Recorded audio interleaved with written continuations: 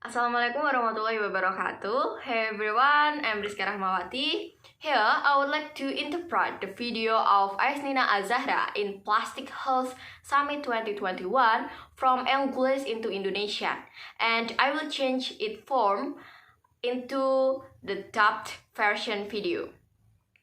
This video used to fulfill my final exam project of interpreting course. So let's check it out to the video. Halo semuanya, saya Nina, saya dari Indonesia. Jadi sebelum membahas mengenai sampah plastik import, saya ingin bertanya sebuah pertanyaan kepada kalian semua. Apakah kalian tahu apa yang akan terjadi pada sampah kalian setelah kalian membuangnya di tempat sampah? Kalian tidak tahu? Baik, saya akan memberitahu kalian. Jadi, sampah kalian akan berakhir dibuang dan dibakar di halaman depan rumah penduduk Desa Bangun. Sebuah desa yang terletak 20 menit dari rumah saya di Jawa Timur, Indonesia. Seperti yang kalian lihat di video, sampah plastik diselundupkan di dalam pengiriman bal kertas yang diimpor oleh pabrik kertas Indonesia. Setiap tahunnya, Indonesia mengimpor lebih dari 3 juta ton sampah kertas untuk industri kertas dalam negeri. Itu dapat membawa hingga 900.000 ton kontaminasi kotoran termasuk plastik yang tidak dapat didaur ulang. Indonesia telah mengimpor sampah kertas sejak tahun 1980 karena pabrik kertas kita memerlukan suplai sampah kertas secara teratur. Sampah kertas domestik tidak dapat menutup kebutuhan karena kurangnya sistem pengumpulan sampah, dan kita tidak memiliki peraturan pemisahan sampah. Sejak Cina melarang impor sampah pada tahun 2018, pengiriman sampah kertas ke Indonesia meningkat menjadi hampir 50% dibanding tahun sebelumnya. Itu datang dari Italia, Inggris, Kanada, Jepang, Belanda, dan Amerika Serikat. Lebih banyak sampah yang dibuang dan dibakar di depan halaman rumah warga, sawah, tepi jalan, dan sepanjang tepi sungai. Warga Desa Bangun mengumpulkan dan memilah sampah plastik yang dapat diolah kembali dan menjualnya ke pabrik daur ulang plastik. Tetapi untuk plastik non-daur ulang dijual pada pabrik wall sebagai bahan bakar. Kalian semua yang di sini harusnya tahu bahwa pembakaran sampah plastik dapat melepaskan gas rumah kaca dan gas beracun dioksin. Tetapi orang-orang di sana tidak tahu efek bahaya dari pembakaran plastik, jadi mereka terus membakarnya. Abu beracun akan jatuh ke tanah, di mana ayam kampung makan dari sana.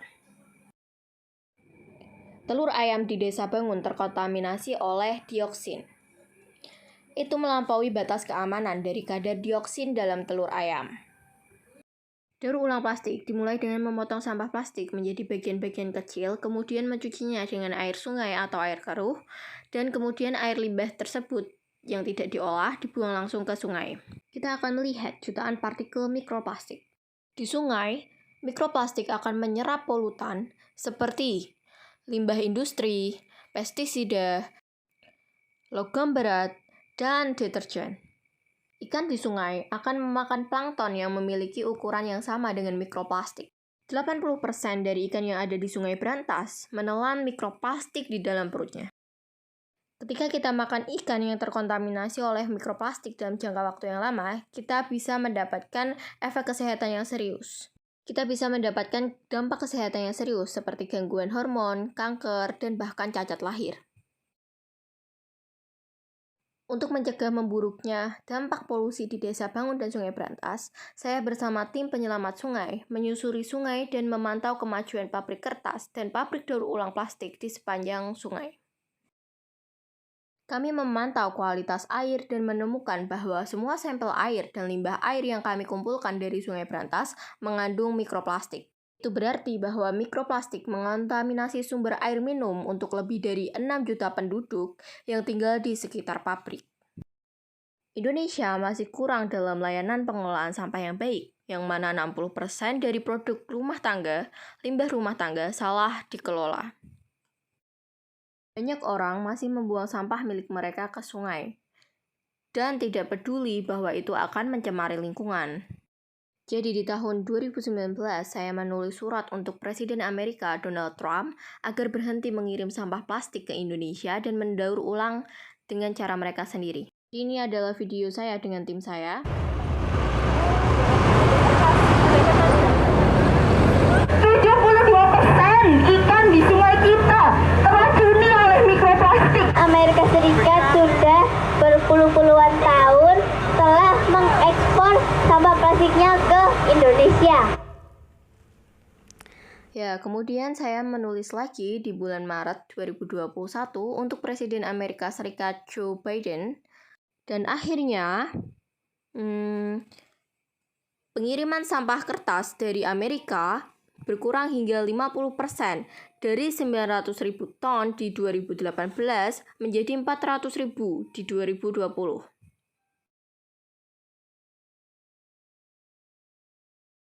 Negara Belanda dan negara maju lainnya memiliki fasilitas yang lebih baik untuk mendaur ulang sampah plastik. Mohon jangan menambah permasalahan tentang sampah untuk Indonesia. Daur ulang itu kotor dan mahal.